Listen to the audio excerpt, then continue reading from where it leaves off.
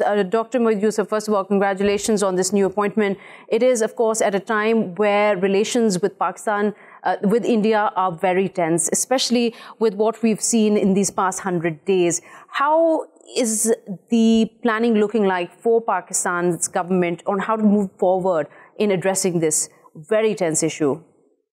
Thank you. Look, I think the first thing to say here is that it's 100 days of inhuman treatment by any stretch of the imagination, by any benchmark. You are talking of a country where 100 days there's been a lockdown with security forces, administration, the life is at a standstill, and this is not Pakistan saying it. I think you can pick up anything in the Western press and you will see it. There is an end to everything. And this has to end. You can't just continue with human life and human misery like this. So I think that we need to establish that.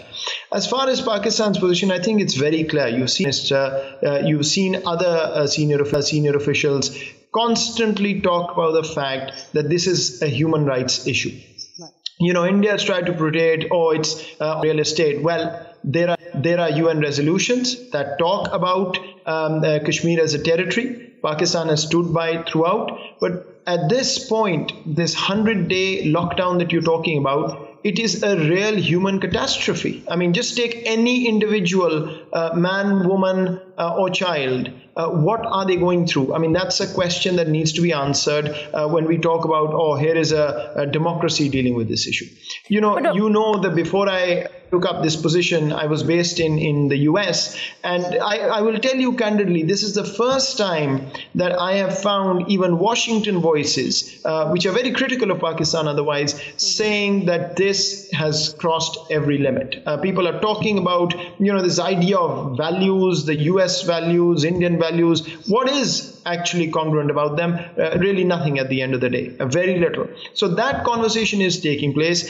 Pakistan is talking about the UN resolutions that have always dictated its position. We've talked about the right of self-determination, and it's true anywhere you go that you cannot oppress and silence. You heard the Pakistani Prime Minister speak again and again, including at the Kartarpur ceremony over the weekend, talking about the fact that if you're going to perpetrate injustice, that is simply not going to bring peace to India, to Kashmir, or to the region, which is what Pakistan ultimately wants.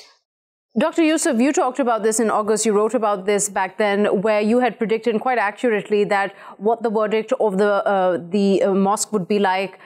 You talked about how India would distract with IMF, with the FATF. All of that has happened now with the kind of pressure cooker situation that is in Indian-occupied Kashmir. 8 million people and their lives on a constant standstill, being washed over by over 1 million troops. What are you seeing happening? Do you think it's even a possibility that the Indian government can now step back and afford to remove this curfew, these lockdowns, especially with the kind of international condemnation that you've highlighted they're getting? Look, I mean, you're quoting something I wrote in August, and the prediction was unfortunately not difficult even at that time. And I think we haven't seen the end of this, by no means. We are sitting here watching a development which Kashmir is only part of. But you've seen the Indian Supreme Court verdict, you've seen the idea of the citizenship sort of issue in Assam, and it's going to be tabled in other places very soon, I can tell you. This is a neighbor that we are now seeing go in a direction where intolerance is becoming the norm. At least as you sit across the border here and see, that's a worry for Pakistan. When the Pakistani Prime Minister talks about better relations, when he talks about getting past Kashmir to help this region grow, Pakistan is dead serious on that. But you tell me, is there a way to have any conversation, any discussion, when you are making unilateral moves on a territory that is internationally recognized as disputed, right, and then essentially not listening to world voices, global voices that are constantly saying that this cannot solve the problem, nor can it actually silence the people where this is being implemented. I mean, there's just simply no room for